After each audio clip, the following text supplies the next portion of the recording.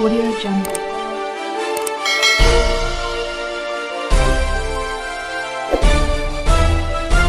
Audio Jungle. Hello students, welcome to all of you एडविथ classes के YouTube channel पर आप सभी का स्वागत है। मैं दीपक शर्मा लेकर आया हूँ आपके सामने एसएसटी का एक और इम्पोर्टेंट टॉपिक, जिसमें हम आज डिस्कस करने वाले हैं भारत के प्रेसिडेंट के बारे में। यानी भारत का जो राष्ट्रपति होता है वो कैसे निर्वाचित होता है, क्या क्या योग्यताएं होती है राष्ट्रपति में, है ना, उसकी शक्तियाँ क्या क्या होती है, राष्ट्रपति की कार्य शक्तियाँ क्या क्या होती है। आज हम पूरी तरह से राष्ट्रपति के टॉपिक को डिस्कस करेंगे। काफ़ी इंपॉर्टेंट टॉपिक है बच्चे प्रेसिडेंट का। कहा जाता है राष्ट्रपति जो है एक तरह से प्रमुख माना जाता है ना, राष्ट्रपति महामहिम के रूप में जाना जाता है। सबसे बड़ा जो एक तरह से रूप है एक तरह से देश में, प्रशासनिक रूप से कह सकते हो। तीनों सेनाओं का प्रमुख भी राष्ट्रपति को माना जाता है। वायुसेना, जल सेना और थल सेना, तीनों सेनाओं का प्रमुख भी कौन होता है? राष्ट्रपति ही होता है, जिसके बारे में हम आज पढ़ने जा रहे हैं। तो काफ़ी इंपॉर्टेंट टॉपिक है बच्चों प्रेसिडेंट का। ये क्वेश्चन डेफिनेटली पूछा ही जाता है। एक क्वेश्चन डेफिनेटली आता है 6 मार्क्स का, 4 मार्क्स का, 2 मार्क्स का, 1 मार्क्स का भी क्वेश्चन आ जाता है, योग्यता से, क्वालिफिकेशन, एलिजिबिलिटी से जुड़ा हुआ। तो विशेष टॉपिक है आपके लिए। जिसने भी चैनल को सब्सक्राइब नहीं किया है सब्सक्राइब कर दे, लाइक कर दे और बेल आइकन को जरूर क्लिक कर दे, क्योंकि अगला नोटिफिकेशन आपको जरूर मिलेगा, पहले मिलेगा अगर आपने बेल आइकन को क्लिक करा है। ठीक है बच्चों, चलते हैं, स्टार्ट करते हैं प्रेसिडेंट के टॉपिक को। आज हम देखने जा रहे हैं भारत के प्रेसिडेंट की भूमिका, रोल क्या है उसकी, है ना, कैसे उसका निर्वाचन होता है, क्या क्या रोल है उसकी, क्या भूमिका है, राष्ट्रपति की कार्य शक्तियाँ क्या है, वो विशेष आज के टॉपिक में होने वाला है। काफ़ी इंपॉर्टेंट टॉपिक है, चलिए करते हैं। Let's start now. देखिए, प्रेसिडेंट की बात करें तो भारतीय कॉन्स्टिट्यूशन आर्टिकल 52 में प्रेसिडेंट के बारे में बताया गया कि भारत का एक राष्ट्रपति होगा, भारत का एक राष्ट्रपति होगा। 1 president of India will be, right. इसको महामहिम के नाम में जाना जाता है। महामहिम यानी कि महान पद है, भारत में सबसे सर्वश्रेष्ठ पद माना जाता है एक तरह से, इसलिए इसको महामहिम की भूमिका में रखा गया है। ठीक है, इसके बाद बात करें, मैंने आपको बताया वायु, जल और थल, तीनों सेनाओं का प्रमुख भी किसे माना जाता है? प्रेसिडेंट को माना जाता है, राष्ट्रपति को माना जाता है। इसके अलावा आपको ध्यान रखना है, राष्ट्रपति जो होता है भारत का प्रथम नागरिक, भारत का प्रथम नागरिक भी माना जाता है। कौन? राष्ट्रपति। यानी भारत के प्रथम नागरिक के रूप में भी राष्ट्रपति को जाना जाता है। क्या? First citizen of country, right, या इंडिया। तो विशेष ध्यान रखना है कुछ बातें आपको। भारत के प्रथम नागरिक के रूप में किसे? राष्ट्रपति को। वायु, थल, जल सेना का प्रमुख भी किसे माना जाता है? प्रेसिडेंट को माना जाता है, राष्ट्रपति को माना जाता है। महामहिम की संज्ञा दी गई है, यानी सबसे बड़ा जो रूप है प्रशासनिक रूप से वो राष्ट्रपति का माना जाता है। भारत का एक राष्ट्रपति होगा, किसमें कहा गया है? आर्टिकल 52 में। चलिए आगे बढ़ते हैं। अब देखिए, बात करें अकॉर्डिंग टू आर्टिकल 53 के, यानी 53वें अनुच्छेद के अनुसार बात करें, the executive power of the union shall vest in the president. यानी कि यहाँ पर कहा गया है कि अनुच्छेद 53 के अनुसार संघ की कार्यपालिका शक्ति किस में निहित होगी? प्रेसिडेंट में निहित होगी। यानी संघ जो भी करेगा, कार्यपालिका जो भी करेगी, उनके कार्यों को वेरीफाई करना, ठीक है, सिग्नेचर करके उनको फॉलो करना, वो सारा काम प्रेसिडेंट के द्वारा ही किया जाएगा। कार्यपालिका की संघीय व्यवस्था की बात करें, संघीय कार्यपालिका की यूनियन सेल की बात करें, यानी एग्जीक्यूटिव यूनियंस की बात करें, तो इसमें देखो क्या क्या आता है। President, vice president, prime minister, council of ministers and यहाँ पे इसके अलावा मंत्रिपरिषद, महान्यायवादी, अटॉर्नी जनरल भी किस में आते हैं? फेडरल एग्जीक्यूटिव में आते हैं, यानी कि संघीय कार्यपालिका में आते हैं। तो संघीय कार्यपालिका काफ़ी बड़ा रूप मानी जाती है प्रशासनिक दृष्टि से, जिसमें प्रेसिडेंट यानी राष्ट्रपति, उपराष्ट्रपति, प्रधानमंत्री, है ना, मंत्री परिषद, प्रधानमंत्री की जो काउंसिल ऑफ मिनिस्टर्स होते हैं, छोटे विभिन्न डिपार्टमेंट्स के मिनिस्टर, वो भी किस में आते हैं? फेडरल एग्जीक्यूटिव में आते हैं। इसके अलावा अटॉर्नी जनरल, है ना, महान्यायवादी, ठीक है, न्यायालय से जुड़ा हुआ, वो भी किस में आता है? Federal executive. इसके बाद देखिए, the real head of the executive will be the council of ministers including the prime minister.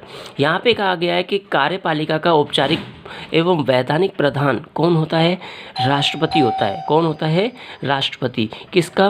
कार्यपालिका का वैधानिक प्रधान, यानी कार्यपालिका एग्जीक्यूटिव, ठीक है, एग्जीक्यूटिव जो वर्क है एग्जीक्यूटिव सोसाइटी का, तो उसका जो प्रमुख माना जाता है ठीक है, उसका भी वैधानिक और औपचारिक प्रधान किसको माना गया है? प्रेसिडेंट को माना गया है, ठीक है। इसके अलावा देखा गया है कार्यपालिका का वास्तविक प्रधान तो कौन होता है? प्रधानमंत्री। लेकिन औपचारिक प्रधान होता है कौन? प्रेसिडेंट। औपचारिक प्रधान कौन होता है? ठीक है, ये आपको विशेष ध्यान रखना है। औपचारिक का मतलब ये है कि सिग्नेचर, जब तक राष्ट्रपति के सिग्नेचर नहीं हो जाएंगे तब तक कोई भी प्रपोजल जो है डिक्लेयर नहीं होगा, प्रपोज नहीं, एक्सेप्ट नहीं माना जाएगा पार्लियामेंट के द्वारा, ठीक है। तो इसलिए राष्ट्रपति के सिग्नेचर होना जरूरी है, और सिग्नेचर होना मतलब फॉर्मेलिटी होना। तो फॉर्मेलिटी के रूप में ही कहा जाता है कि राष्ट्रपति जो होता है एक तरह से औपचारिक प्रधान माना जाता है, फॉर्मल माना जाता है ना, फॉर्मल हेड माना जाता है। जबकि प्राइम मिनिस्टर की बात करें तो ये वास्तविक प्रधान माना जाता है। वास्तविक का मतलब वास्तव में जो वर्क करता है, क्योंकि वर्क प्रधानमंत्री के डिसीजन से होंगे, मिनिस्टर जो होंगे डिपार्टमेंट्स के वो क्या करेंगे? प्राइम मिनिस्टर की बात मानेंगे, क्योंकि हेड है उनका वो, है ना। तो इसलिए चलिए आगे बढ़ते हैं। एलिजिबिलिटी देखते, क्वालिफिकेशन देखते हैं राष्ट्रपति की। पहली क्वालिफिकेशन है ए सिटीजन ऑफ इंडिया, यानी भारत का नागरिक होना चाहिए। सेकेंड है 35 ईयर ओल्ड ऑफ एज और अबव, यानी 35 ईयर जो है आयु मिनिमम होनी चाहिए, उससे ज़्यादा भी हो सकती है। अगला qualified to become a member of the Lok Sabha, यानी यहाँ पे जो है राष्ट्रपति जो है लोकसभा के सदस्य निर्वाचित होने की योग्यता रखता है, तभी वो राष्ट्रपति बन सकता है। A person shall not be eligible for election as president he had hold any office of profit under the government of India और एनी स्टेट गवर्नमेंट, यानी यहाँ कहा गया कि राष्ट्रपति जो है किसी भी लाभ के पद पर आसीन नहीं होना चाहिए, ना ही स्टेट गवर्नमेंट के ना ही सेंट्रल गवर्नमेंट के, ठीक है। इसके बाद बात करें राष्ट्रपति जो होता है जो भारतीय संसद तथा राज्यों के विधानमंडलों के किसी भी सदन का सदस्य नहीं होना चाहिए, है ना, किसी भी सदन का सदस्य नहीं होना चाहिए। योग्यता रखता हो लोकसभा के सदस्य की, लेकिन सदस्य नहीं होना चाहिए, ना ही लोकसभा का ना राज्यसभा का, तब वो राष्ट्रपति बन सकता है, राइट। चलिए इलेक्शन की बात करें तो राष्ट्रपति का जो इलेक्शन होता है इनडायरेक्ट इलेक्शन मेथड है, यानी अप्रत्यक्ष निर्वाचन पद्धति द्वारा राष्ट्रपति का क्या होता है? निर्वाचन होता है, ठीक है। इसको कहते हैं the basis of single transferable votes, यानी कि एकल संक्रमणीय मत पद्धति। अगर आपसे 1 मार्क्स में क्वेश्चन पूछा जाता है कि राष्ट्रपति के निर्वाचन की पद्धति का नाम लिखिए, तो आपको ध्यान रखना है सिंगल ट्रांसफरेबल वोट, यानी कि एकल संक्रमणीय मत पद्धति द्वारा किसका निर्वाचन होता है? प्रेसिडेंट का, यानी राष्ट्रपति का निर्वाचन होता है। आगे बात करें elected members of the both houses of parliament, यानी कि यहाँ पे संसद के दोनों सदनों के निर्वाचित सदस्य क्या होते हैं? भाग लेते हैं किसके निर्वाचन में? राष्ट्रपति के इलेक्शन में। Includes elected members of the state legislature and assemblies of federal territories as per 70 and constitutional amendment 1992, यानी इसमें कहा गया है कि राज्य विधानसभाओं तथा 70वें संवैधानिक संशोधन, ठीक है, अमेंडमेंट हुआ था 70 यानी कि 17वां अमेंडमेंट हुआ था उस समय। संवैधानिक संशोधन 1992 के अनुसार संघीय क्षेत्रों की विधानसभाओं के निर्वाचित सदस्य शामिल उम्मीदवार के लिए न्यूनतम कोटा प्राप्त करना आवश्यक है। अब ये फेडरल टेरिटरी उसमें a minimum quota is the required for a candidate, इसमें मिनिमम कोटा प्राप्त करना जरूरी है, वही बंदा जो है राष्ट्रपति बन सकता है। अब इसका फॉर्मूला क्या है? देखो, मिनिमम कोटा कैलकुलेट करने का number of valid votes cast upon number of elected representatives upon 1000 यहाँ पे मेंबर्स की जो होंगी वो होंगी, तो 1000 से डिवाइड किया जाएगा। ध्यान रखना, अगर आपसे पूछा जाए कि मिनिमम कोटा प्राप्त करने का फॉर्मूला क्या है, मिनिमम कोटा कैसे निकाला जाता है राष्ट्रपति के इलेक्शन का, तो number of valid votes cast upon number of elected representatives upon 1000। तो इस तरह जो है देखा जाता है कितना मिनिमम कोटा प्राप्त हुआ है राष्ट्रपति के निर्वाचन में, यानी जो भी राष्ट्रपति पद पर नियुक्त होगा उसने कितने वोट हासिल किए, ठीक है, मिनिमम कितना उसका कोटा होना चाहिए। इसके बाद देखते हैं तीसरा पॉइंट, और तीसरा पॉइंट अपना टर्म है, इम्पीचमेंट है। टर्म यानी कि कार्यकाल, राष्ट्रपति का कार्यकाल कितने वर्ष होता है, ठीक है। इम्पीचमेंट यानी महाभियोग। ध्यान रखना, राष्ट्रपति का कार्यकाल 5 वर्ष होता है, 5 ईयर के लिए वो निर्वाचित होता है। बट आर्टिकल 61 यानी 5 साल तो क्या है? कार्यकाल है कि 5 वर्ष तो अपने वो कार्य करेगा, पोस्ट पर काम करेगा, है ना, जो भी उसका पद है राष्ट्रपति का, प्रेसिडेंट का, तो 5 ईयर उसके लिए डिसाइड किए गए। बट कंडीशन है इसमें, अगर बट आर्टिकल 61 क्या कहता है, देखो अकॉर्डिंग आर्टिकल 61 की, if the president violets the constitutions can be removed by impeachment.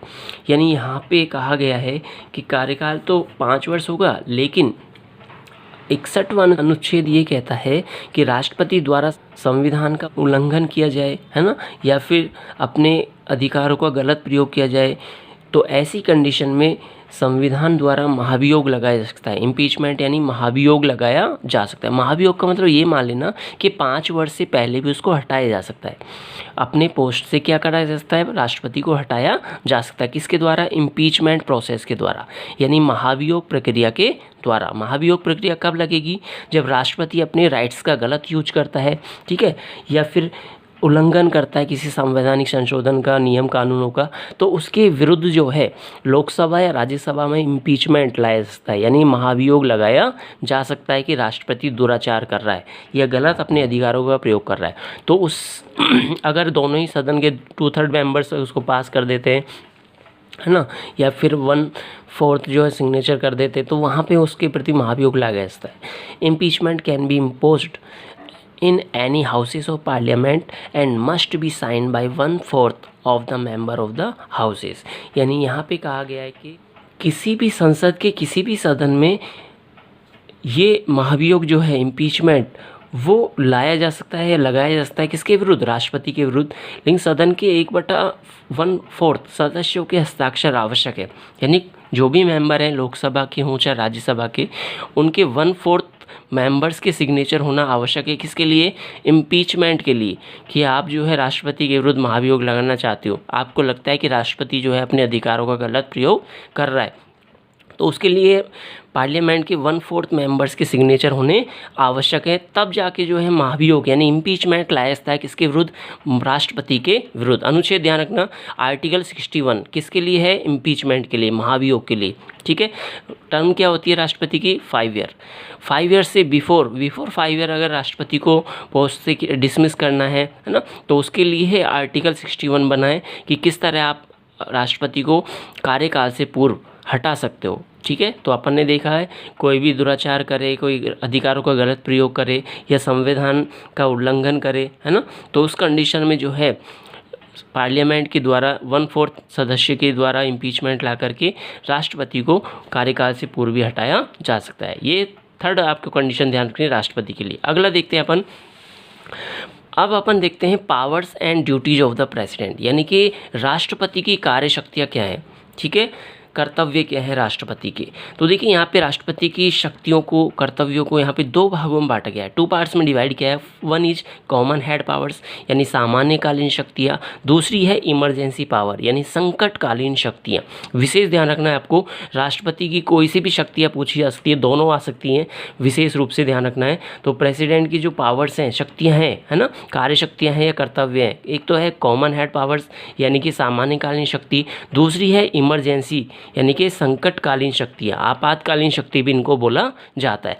अब देखिए कॉमन हेड पावर्स को कई भागों में डिवाइड किया गया है, executive power, legislative power, financial power, judicial power, diplomatic powers, military power, है ना, पार्डोनिंग पावर। तो इस तरह के कुछ पॉइंट्स तो आपने सुने होंगे राज्यसभा लोकसभा में, पार्लियामेंट के पावर्स में सुने होंगे, एग्जीक्यूटिव, लेजिस्लेटिव, है ना, फाइनेंशियल, जुडिशियल, इस तरह के कुछ पॉइंट तो सेम रहते हैं। इसके अलावा कुछ डिप्लोमेटिक पावर्स है, मिलिट्री पावर्स है, क्योंकि यहाँ पे सेनाओं का प्रमुख होता है ना, सेना नायक माना जाता है राष्ट्रपति को, इसलिए मिलिट्री पावर्स भी है प्रेसिडेंट के पास। पार्डोइंग पावर जो होती है वो विशेष होती है, किसी को न्याय करने की, जैसे मृत्युदंड दिया है तो उसको माफ़ करने की। तो अपन सारे देखेंगे ना, इमरजेंसी पावर्स में भी 3 टाइप्स की पावर्स है, नेशनल इमरजेंसी है, स्टेट इमरजेंसी है, फाइनेंशियल इमरजेंसी है। तो देखते हैं अपन पहले कॉमन हेड पावर्स देखते हैं। पहली कॉमन हेड्स पावर है एग्जीक्यूटिव पावर्स। एग्जीक्यूटिव पावर्स में क्या पढ़ेंगे अपन, कार्यपालिका शक्ति को पढ़ेंगे कि राष्ट्रपति में जो है कार्यपालिका शक्ति कौन कौन सी होती है। देखिए article 53, the executive powers of the union shall vest in the president, all the works of governance will be done in the name of president. यानी यहाँ पे कहा गया है कि अनुच्छेद 53 के अनुसार संघ की कार्यपालिका शक्ति किस में निहित होगी, राष्ट्रपति में निहित होगी। शासन का समस्त कार्य राष्ट्रपति के नाम से होगा, किसके नाम से होगा? राष्ट्रपति के नाम से शासन कार्य किया जाएगा। जो भी कार्य किया जाएगा, जो भी प्रस्ताव, प्रपोजल वगैरह एग्री किया जाएगा या फिर पास किया जाएगा, वो राष्ट्रपति के नाम से किया जाता है। ठीक है, अब कुछ इंपॉर्टेंट पॉइंट्स हैं इसके, जिसमें कई जो ऑफिसर्स हैं या अधिकारी हैं उनकी नियुक्ति से और पद से हटाने से जुड़े देखते हैं। पहला, appointment of the important officers and relieving post. Governor है, ठीक है, जैसे राज्यपाल है, सुप्रीम कोर्ट के जज हैं, है ना, इनकी नियुक्ति कौन करता है? राष्ट्रपति करता है। ऑडिटर जनरल, इसकी भी नियुक्ति कौन करता है? राष्ट्रपति करता है। फॉरेन एम्बेसडर, है ना, यानी कि इसको बोला जाता है फॉरेन एम्बेसडर, यानी विदेशों में राजदूत। ठीक है, विदेशों में जो राजदूत हो ना, भारत की तरफ से जाता है, इंडिया की तरफ से जाता है, कोई भी एग्रीमेंट करना है, ट्रीटीज वगैरह है या कोई भी वार्तालाप करनी है, तो उसके लिए वो विदेशी राजदूत होता है। उसकी नियुक्ति भी कौन करता है? राष्ट्रपति करता है। Member of federal public service commission, यानी कि संघीय लोक सेवा आयोग के अध्यक्ष की नियुक्ति भी कौन करता है? राष्ट्रपति करता है। और सदस्य तथा विदेशों में जो भी राजदूत है वो उनकी भी नियुक्ति करने का काम किसका है? राष्ट्रपति का माना जाता है। इसके बाद देखिए, गवर्निंग पावर्स कुछ है राष्ट्रपति के पास, जैसे रूल रेगुलेशंस बनाना, ठीक है, विभिन्न नियम कानून बनाना। इसके अलावा shared between houses of parliament, यानी संसद के दोनों सदनों की क्या करना? बैठक लेना, संयुक्त बैठक लेना। ठीक है, दोनों हाउसेज यानी लोकसभा और राज्यसभा की संयुक्त बैठक लेना, किसके द्वारा? राष्ट्रपति के द्वारा। Allocation of the portfolio of the council of ministers, यानी मंत्रिपरिषद में विभागों का क्या करना? बंटवारा करना, किसका कार्य है? राष्ट्रपति का। ठीक है, बंटवारा राष्ट्रपति करता है, लेकिन किसकी सलाह से करता है? प्राइम मिनिस्टर की सलाह से, क्योंकि प्राइम मिनिस्टर बताता है कि भाई ये जो बंदा है इसको ये डिपार्टमेंट या फिर ये विभाग दिया जाना चाहिए, कृषि परिवहन विभाग देना चाहिए, ट्रांसपोर्ट का देना चाहिए, एजुकेशन का देना चाहिए, तो वो प्राइम मिनिस्टर अपन क्या करता है? सिफारिश करता है। बाकी अलॉट कौन करता है डिपार्टमेंट्स? राष्ट्रपति करता है विभिन्न प्रकार के मिनिस्टर्स को, राइट। तो विशेष ध्यान रखना है आपको। सेकंड पे अपन बढ़ते हैं। इसके बाद देखिए, इन फॉरेन टेरिटरीज, यानी ये कहा जाता है कि वैदेशिक क्षेत्र से जुड़ी कुछ शक्तियाँ भी है राष्ट्रपति के पास। जैसे बात करें रिप्रेजेंटिंग इंडिया, यानी कि इसका मतलब ये है कि विदेशों में जो है भारत को रिप्रेजेंट करना भी किसका काम है? राष्ट्रपति का काम है। ठीक है, वैदेशिक क्षेत्र में भारत का क्या करना? प्रतिनिधित्व करना। एक तरह से कौन करता है प्रतिनिधित्व? राष्ट्रपति करता है, क्योंकि राष्ट्रपति के नाम से ही होते हैं सारे फॉर्मूले जो होते हैं या फिर एग्रीमेंट्स वगैरह, ट्रीटीज जो है वो सारे राष्ट्रपति के नाम से किए जाते हैं। इसलिए इंडिया को कौन प्रेजेंट करता है? प्रेसिडेंट प्रेजेंट करता है। कहाँ पर? फॉरेन टेरिटरीज में, यानी विदेशों में। treaties agreements from abroad are done in the name of the president, यानी जो भी एग्रीमेंट है, समझौते हैं, है ना, संधि वगैरह है, वो राष्ट्रपति के नाम से ही होती है। इसलिए एक तरह से वो प्रतिनिधित्व करने वाला व्यक्ति माना जाता है। किसका? इंडिया का। कौन? प्रेसिडेंट, राष्ट्रपति। ठीक है बच्चों, देखो ये इंपॉर्टेंट टॉपिक है, आने वाली टॉपिक भी इंपॉर्टेंट है, तो बता रहा हूँ मैं आपको, है ना। बहुत अच्छे से अपन लर्न करने वाले हैं, बहुत मज़ेदार ढंग से पढ़ने वाले हैं, कोशिश करेंगे पूरा कंसेप्ट बिल्ड करने की। तो जिसने भी चैनल को सब्सक्राइब नहीं किया है, लाइक नहीं किया है, बेल आइकन को ज़रूर दबा देना, लाइक कर देना, सब्सक्राइब कर देना, ताकि अगला नोटिफिकेशन आपको सबसे पहले मिले। ठीक है, चलिए देखते हैं अपन अगला। देखिए, सेकेंड कॉमन पावर है लेजिस्लेटिव पावर। इसमें देखा जाता है consider to be an integral part of the Indian parliament. It has the powers of the following federal areas. तो इसमें कहा जाता है भारतीय संसद का अभिन्न अंग माना जाता है किसको? प्रेसिडेंट को। उसे विभिन्न प्रकार की जो कार्यशक्तियाँ दी गई है फेडरल एरिया से जुड़ी हुई, ठीक है, वो अपन देखते हैं विधायी क्षेत्र से जुड़ी हुई। पहली है फेडरल एडमिनिस्ट्रेशन, यानी यहाँ पे कहा गया विधायी क्षेत्र का प्रशासन संभालना। विधायी क्षेत्र का, यानी जो फेडरल स्टेट है या एरियाज है उसका क्या संभालना? प्रशासन संभालना है, एडमिनिस्ट्रेशन करना एक तरह से। तो उसमें कौन करता है? राष्ट्रपति करता है। इसमें बात करें क्षेत्र में प्रशासन संबंधी क्षेत्र संभालने के लिए, तो इसमें देखिए क्या होता है, अधिवेशन बुलाना, संसद का अधिवेशन बुलाना और स्थगित करना, वो किसके हाथ में होता है? प्रेसिडेंट के हाथ में होता है। ठीक है, ठीक है। इसके अलावा लोकसभा को जो है निश्चित समय से पहले भी क्या किया जा सकता है? भंग किया जा सकता है, यानी बैठक को समाप्त किया जा सकता है। किसके द्वारा? प्रेसिडेंट के द्वारा। नॉमिनेटेड मेंबर्स, यानी यहाँ पे सदस्यों को मनोनीत करना, किसको? लोकसभा में देखिए अपन ने देखा था, लोकसभा में 2 सदस्य मनोनीत करता है राष्ट्रपति, और राज्यसभा में कितने करता है, 12 सदस्य। 2 सदस्य जो मनोनीत करता है लोकसभा में राष्ट्रपति, वो एंग्लो इंडियन होते हैं। एंग्लो इंडियन का मतलब ये है कि माँ बाप में से, मम्मी पापा में से कोई एक इंडियन है और एक अंग्रेज है, यानी इंग्लैंड का है ना, क्योंकि उस समय अंग्रेज साम्राज्य था, तो उस समय इंग्लैंड यहाँ रहते थे, तो यहाँ पर क्या है, वो शादी कर लेते थे। तो माँ बाप में से कोई एक इंडियन रहता था या एक अंग्रेज रहता था, उनके जो बच्चे हैं, है ना, परिवार, वो एंग्लो इंडियन माना जाता है। तो उसमें से 2 व्यक्ति जो है राष्ट्रपति लोकसभा में अपॉइंट करता है, नियुक्त करता है मेंबर। और राज्यसभा में कितने, 12 सदस्य स्टेट्स में, स्टेट से, है ना, जो एग्रीकल्चर है, आर्ट है, तो 12 सदस्य स्टेट से चुने जाते हैं, है ना। इसमें जैसे विशेष आर्ट से है ना, गेम्स वगैरह, खेल है, साहित्य लिटरेचर से जुड़ा हुआ है, संगीत है ना, म्यूजिक से जुड़े विशेष जो व्यक्ति होते हैं योगदान देने, जैसे सचिन तेंदुलकर क्रिकेट में काफ़ी बड़ा योगदान दिया है ना, तो सचिन तेंदुलकर को राज्यसभा में अपॉइंट किया था राष्ट्रपति ने। तो इस तरह विशिष्ट क्षेत्रों से जो व्यक्ति होते हैं, जो विशेष प्रसिद्धि वाले होते हैं, उनको राष्ट्रपति अपॉइंट करता है राज्यसभा में 12 सदस्यों में से, है ना। तो ये आपको विशेष ध्यान रखना है, ये काम किसका है, प्रेसिडेंट का। Prohibition rights on the bills, इसके अलावा देखो विधेयक पर निषेध अधिकार, जो भी बिल वगैरह पास होंगे या प्रस्ताव प्रपोजल रखे जाएंगे, वो सारे प्रेसिडेंट के अकॉर्डिंग रखे जाएंगे। प्रेसिडेंट उनको पास करेगा, प्रेसिडेंट अप्रूवल करेगा, यानी अप्रूवल करने का वर्क किसका है, प्रेसिडेंट का। राष्ट्रपति पास करेगा, जो भी बिल पास करना है, कितनी राशि देनी है, बजट की राशि क्या होनी चाहिए, वो सारा पास करने का काम किसका है, प्रेसिडेंट का। जब तक प्रेसिडेंट के साइन नहीं हो जाते, है ना, हस्ताक्षर नहीं हो जाते, तब तक वो बिल जो है अप्रूवल नहीं माना जाता। Return for reconsideration of ordinary bill, यानी यहाँ पे जो है कोई भी बिल या कानून जो है राष्ट्रपति सुझाव के लिए संसद में पुनर्विचार के लिए भेज सकता है कि भाई संसद इस पर पुनर्विचार करे, ठीक है। तो ये शक्ति है उसके पास, राष्ट्रपति के पास। अगर राष्ट्रपति को लगता है कुछ कमी है या बिल सही नहीं है, तो वो दोबारा संसद में भेज सकता है, पार्लियामेंट में भेज सकता है कि भाई एक बार चेक कर लो आप, है ना, इस पर दोबारा विचार विमर्श कर लो। तो पुनर्विचार के लिए क्या कर सकता है, राष्ट्रपति उस बिल को वापस भी भेज सकता है, वो उसके पास अधिकार है राष्ट्रपति के पास। इसके अलावा ordinance issuing power, ordinance issuing power का मतलब है अध्यादेश जारी करने की शक्ति। कोई भी अध्यादेश जारी करना है तो उसकी पावर भी इसके पास होती है, राष्ट्रपति के पास होती है। यानी कि यहाँ कहा जाता है कि संसद का अधिवेशन न हो रहा हो उस समय अध्यादेश का अधिकार प्राप्त है, ठीक है। ये अध्यादेश संसद अधिवेशन प्रारंभ होने के 6 सप्ताह बाद तक लागू रहेगा, ठीक है। तो विशेष अधिवेशन है ये, 6 सप्ताह बाद तक लागू माना जाता है।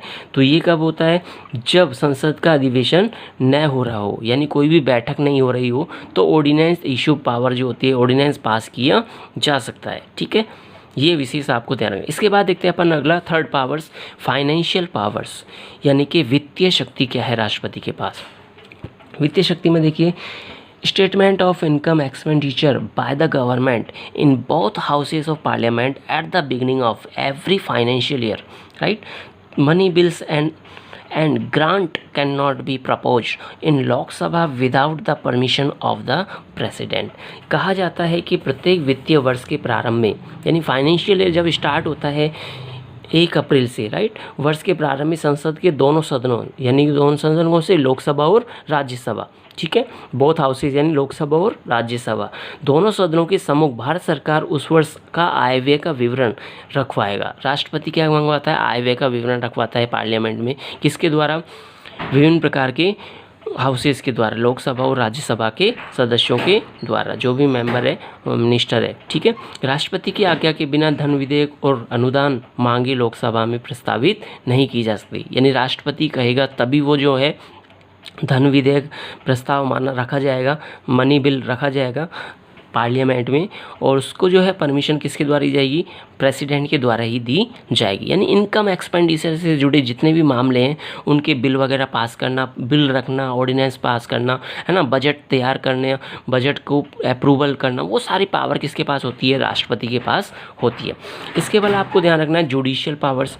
जुडिशियल पावर्स में क्या होता है कि यहाँ पे न्यायिक शक्ति भी होती है राष्ट्रपति के पास, और न्यायिक शक्ति में क्या होती है कि उच्चतम न्यायालय या उच्च न्यायालय के जितने भी न्यायाधीश हैं उनकी नियुक्ति कौन करता है, राष्ट्रपति करता है, प्रेसिडेंट करता है। अपन ने देखा सुप्रीम कोर्ट हो चाहे हाई कोर्ट हो, उसके जजेज जो हैं उनको अपॉइंट करना वो किसका काम है? प्रेसिडेंट का काम है। इसके अलावा क्षमादान शक्ति, क्षमादान की शक्ति भी किसके पास होती है?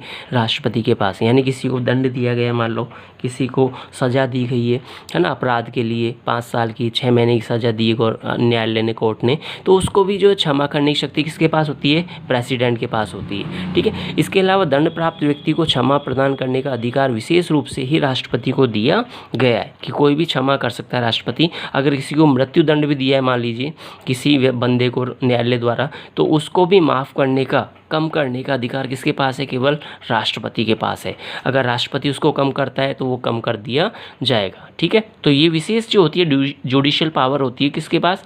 राष्ट्रपति के पास। इसके अलावा देखिए कुछ डिप्लोमेटिक पावर्स होती है, राजनयिक शक्तियाँ भी होती है। और राजनयिक शक्तियों के रूप में बात करें तो first citizen of the country, यानी कि राष्ट्रपति जो होता है देश का प्रथम नागरिक माना जाता है। कौन? राष्ट्रपति। All the international treaties and agreements and the negotiated and concluded on behalf of the president through, यानी कि जो भी कंट्री, इस अन्य कंट्रीज हैं, इंटरनेशनल मामले हैं, समझौते वगैरह है ना, संधि वगैरह है, ट्रीटीज यानी संधि, एग्रीमेंट, समझौते वगैरह होते हैं। ठीक है। कोई सम्मेलन वगैरह हो जाता है तो वो सारे सम्मेलन, समझौते, ट्रीटीज जो होते हैं वो प्रेसिडेंट के बिहाफ पे किए जाते हैं, उनके सिग्नेचर से किए जाते हैं, उनके नाम से किए जाते हैं। The president represent India in international forum and affairs where such a function mainly ceremonial, यानी यहाँ पे जितनी भी जो फेयर्स चलते हैं, अफेयर्स चलते हैं यानी कंट्री से जुड़े हुए, तो वहाँ सभी जो होता है रिप्रेजेंट करता है इंडिया को। कौन? प्रेसिडेंट। क्योंकि इंडिया की तरफ से प्रेसिडेंट ही रिप्रेजेंट करता है। फॉर्मल जो होता है, फॉर्मल जो हेड होता है इंडिया का, वो राष्ट्रपति, प्रेसिडेंट माना जाता है। तो विदेशी कंट्रियों में राजदूत जाएगा, जैसे मान लो कोई भी राजदूत जाता है भारत से अपने, अमेरिका जाता है, चीन जाता है, जापान जाता है, तो वो प्रेसिडेंट के बेस पे, प्रेसिडेंट के नाम से व्यवहार करता है, सिग्नेचर करता है। तो वो सिग्नेचर मतलब सिग्नेचर नहीं करता, लेकिन उनके नाम से रिएक्ट करेगा कि ये जो अग्रीमेंट हुआ है अपना, वो एक राष्ट्रपति के द्वारा किया गया है। एक तरह से उसको रिप्रेजेंट करने वाला मामला माना जाएगा। ठीक है। तो अपन चल रहे हैं बेटा, देखो अपन लर्न कर रहे हैं राष्ट्रपति की कार्य शक्तियाँ, कॉमन शक्तियाँ याद पढ़ रहे हैं अपन अभी। सामान्यकालीन शक्तियों को लर्न कर रहे हैं। आने वाला टॉपिक अपना आपातकालीन शक्तियों का भी रहेगा। पहले अपन कॉमन साइज जो होती हैं सामान्यकालीन शक्तियाँ, वो उनको देख लेते हैं। अपन देखें राजनयिक शक्तियाँ। अगली देखते हैं अपन मिलिट्री पावर्स। राष्ट्रपति के पास मिलिट्री पावर्स होती है, यानी अपन ने देखा तीनों सेनाओं का प्रमुख माना जाता है। The supreme commander of the Indian arm force, यानी जल हो चाहे वायु हो चाहे थल सेना, तीनों सेनाओं का प्रमुख माना जाता है। किसको? प्रेसिडेंट को। सेना नायक माना जाता है। ही कैन डिक्लेयर वार और in conclude peace on the advice of the union council of ministers headed by the prime minister, यानी जो भी वार, युद्ध वगैरह है ना, युद्ध होगा नहीं होगा, उससे पहले की आपातकालीन घोषणाएं, जो संभावनाएं नज़र आती हैं, जो भी डिस्कस करना होता है council of minister, head of prime minister, यानी प्रधानमंत्री के परामर्श से, वो सारा डिसाइड करता है कौन? राष्ट्रपति। ठीक है।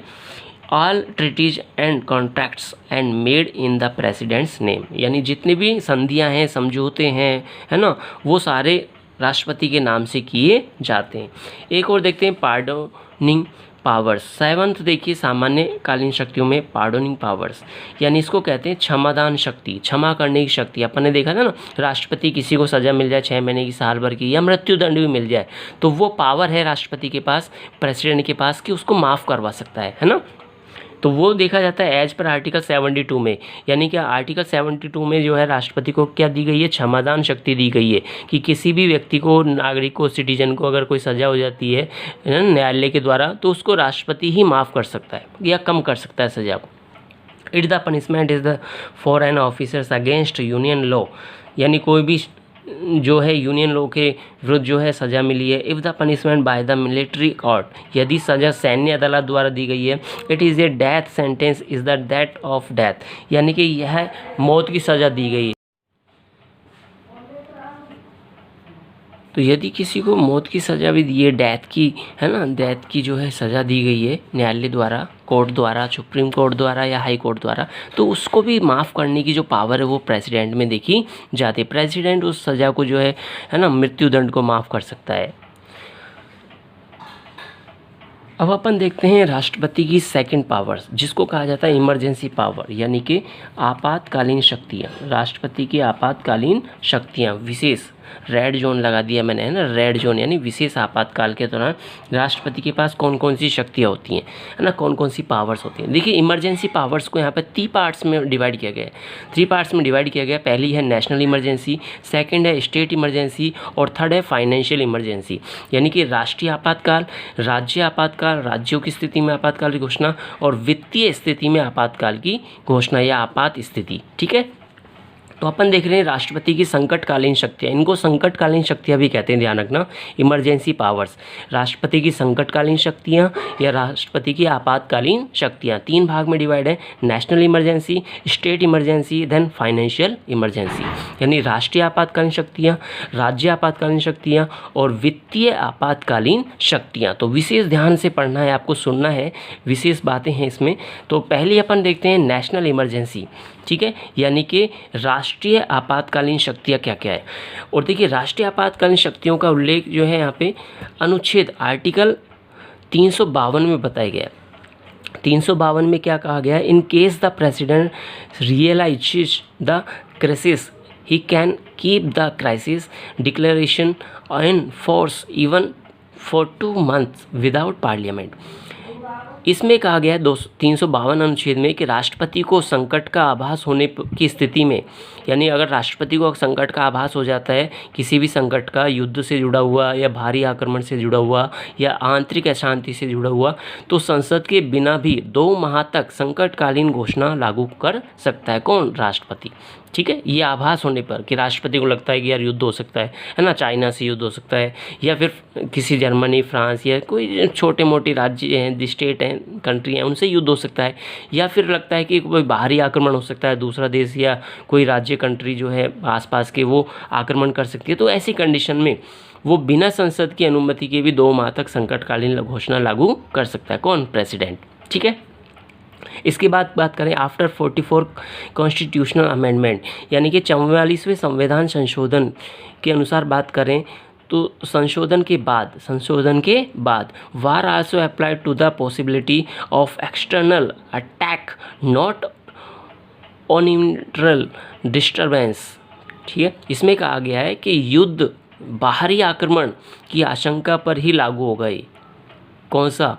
ठीक है, 44वां संवैधानिक संशोधन के बाद कहा गया है कि ये जो आपातकाल है, नेशनल इमरजेंसी है, ये युद्ध होता है किसी से, है ना, किसी कंट्री से, या बाहर से कोई कंट्री आक्रमण करती है, ठीक है, या कोई विदेशी शक्तियाँ आक्रमण करती है, तो उस शंका में ही, उसी आशंका में या उस कंडीशन में ही इस इमरजेंसी को, नेशनल इमरजेंसी को लागू किया जा सकता है, आंतरिक अशांति पर नहीं। ये कहा गया कि नॉट ऑन इंटरनेशनल डिस्टर्बेंस, यानी कि आंतरिक अशांति पे लागू नहीं किया सकता कि भाई आपस में जो एक राज्य में जो है 2 जिलों के मध्य या आपसी दंगे भड़क चुके हैं तो पूरे देश में नेशनल इमरजेंसी लागू कर दो, नहीं, है ना।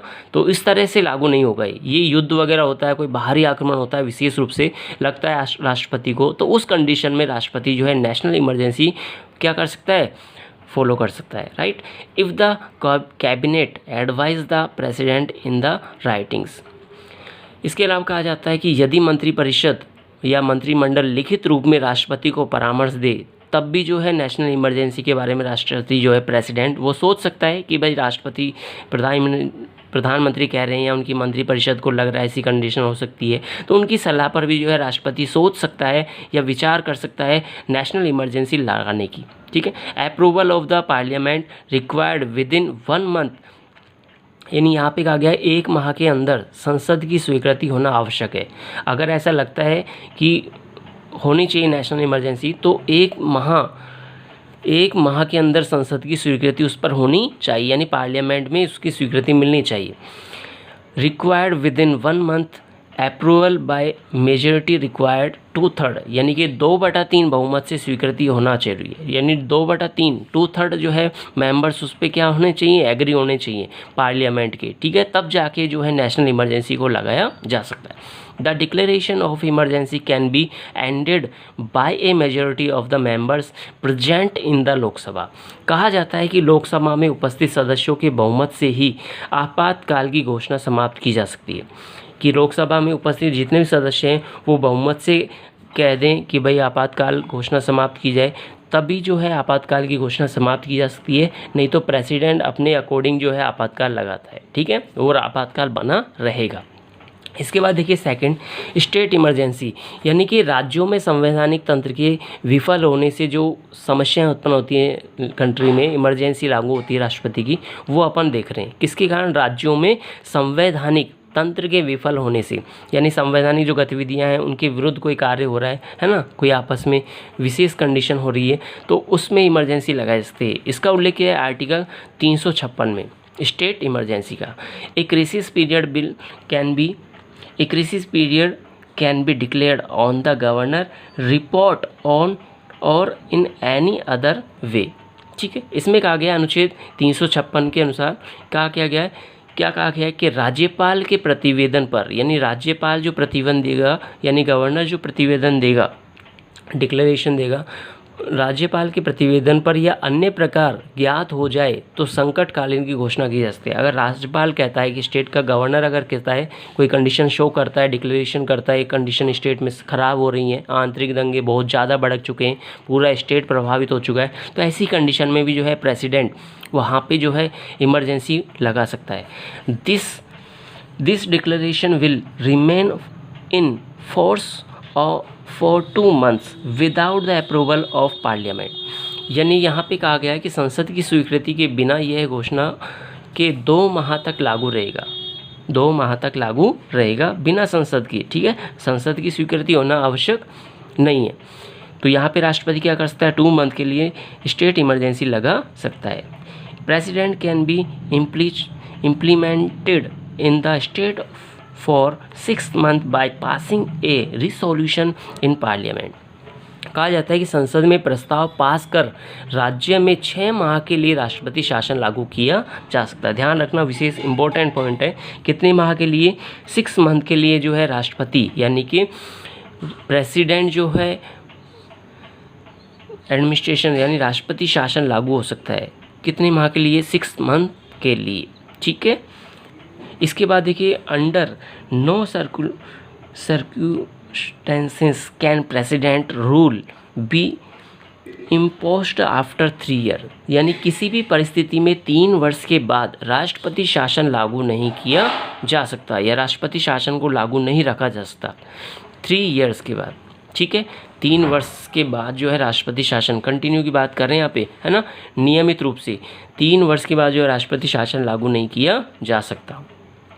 चलिए अपन पहुंच चुके हैं राष्ट्रपति की संकटकालीन शक्तियों में लास्ट पॉइंट के बारे में, जिसमें अपन आज देखने जा रहे हैं अगला फाइनेंशियल इमरजेंसी, यानी कि वित्तीय संकट क्या है, वित्तीय आपातकाल क्या होता है।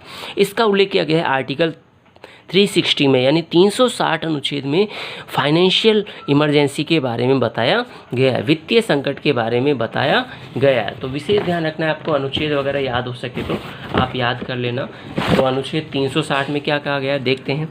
Financial crisis can be declare if the president is confident, right. राष्ट्रपति को विश्वास होने पर वित्तीय संकट की घोषणा की जा सकती है। राष्ट्रपति को लगना चाहिए कि फाइनेंशियल कंडीशन स्टेट की जो है कंट्री की वो ख़राब हो चुकी है या डिस्टर्ब हो चुकी है, तो ऐसी कंडीशन में जो है राष्ट्रपति प्रेसिडेंट क्या कर सकता है, फाइनेंशियल इमरजेंसी लगा सकता है कंट्री में, स्टेट में, ठीक है। इसके बाद देखिए term is like a crisis, यानी कहा जाता है कि अवधि संकट के समान ही है, यानी कि जो इमरजेंसी की अवधि है वो संकट के समान ही मानी जाएगी उस समय, क्योंकि फाइनेंशियल कंडीशंस ख़राब हो चुकी हैं, यानी कि एक तरह से एम्प्लॉयमेंट, पॉवर्टी, ये सारी चीज़ें डिस्टर्ब हो सकती हैं और बढ़ सकती हैं। तो ऐसी कंडीशन में या बढ़ने की संभावना में क्या कर सकता है, प्रेसिडेंट इमरजेंसी लगा सकता है। In the event of India financial stability being threatened, Bharat के वित्तीय स्थायित्व एवं साख को खतरा होने की स्थिति में भी जो है राष्ट्रपति क्या कर सकता है, आपातकाल की घोषणा कर सकता है। स्थायित्व यानी कि जो कंडीशन चल रही है, फाइनेंशियल कंडीशन, वो और ज़्यादा डाउन हो चुकी है पूरी तरह से, या फिर भारत की जो क्रेडिट है, साख है ना, प्रसिद्धि है, उसको भी खतरा हो सकता है आने वाले समय में। फाइनेंशियल जो है डिस्टर्बेंस चल रहा है, नेशनल इंटरनेशनल लेवल पे जा सकता है वो। इस तरह से भारत जो है फाइनेंशियल डिस्ट्रीब्यूट कर सकता है, एक तरह से संकट आ सकता है भारत में, एक तरह से मार्केट को लेकर के, इन्वेस्टमेंट को लेकर के। तो उस कंडीशन में जो है भारत के प्रेसिडेंट क्या कर सकते हैं, राष्ट्रपति जो है फाइनेंशियल इमरजेंसी लगा सकते हैं देश में। ठीक है, तो ये था अपना टॉपिक आज, जिसमें अपन ने डिस्कस किया है पूरी तरह राष्ट्रपति को, प्रेसिडेंट को, जिसमें अपन ने उनके पद से जुड़ी हुई शक्तियाँ देखी है, इनकी योग्यता, क्वालिफिकेशन देखी, एलिजिबिलिटी देखी है, टर्म देखिए 5 साल के लिए चुने जाते हैं। ठीक है, कैसे पद से हटाया जाता है, कौन सी कंडीशन में राष्ट्रपति को 5 ईयर, बिफोर 5 ईयर आप हटा सकते हो पद से, वो भी अपन ने देखा है। इसके अलावा कौन कौन सी पावर्स हैं राष्ट्रपति के पास, जिसमें हमने सामान्यकालीन शक्तियाँ देखी हैं और संकटकालीन शक्तियों को विशेष रूप से डिस्कस किया है। यानी यहाँ सारे टॉपिक अपन ने राष्ट्रपति के लगभग कवर कर किए हैं एग्जाम के पॉइंट ऑफ व्यू से। तो आपको अगर कोई दिक्कत हुई हो बीच में, तो एक वीडियो को दोबारा देख लेना, 3 बार देख लेना, डेफिनेटली आपको सारे पॉइंट दिमाग में आ जाएंगे, याद हो जाएंगे एक तरह से वीडियो देखने से ही, है ना। आपको लर्न करने की आवश्यकता नहीं पड़ेगी। कोशिश यही रहेगी हमारी अच्छे टॉपिक को लेकर आने की, ताकि आपको कुछ मेन पॉइंट्स आपको बिल्कुल याद हो जाए बोर्ड के पॉइंट ऑफ व्यू से। तो यही उद्देश्य था इस चैनल का, जिसको पूरा करने का प्रयास कर रहा है चैनल। तो इसके लिए लाइक तो बनता है। जिसने भी चैनल को सब्सक्राइब नहीं करा वो चैनल को सब्सक्राइब कर दे, बेल आइकन को जरूर क्लिक कर दे, ताकि सबसे पहले नोटिफिकेशन आपको मिले। ठीक है, अगला टॉपिक लेकर आएंगे, मिलेंगे न्यू टॉपिक के साथ। देखते रहिए अद्वैत क्लासेस की यूट्यूब ऑनलाइन क्लासेस। ठीक है बच्चों, गुड बाय।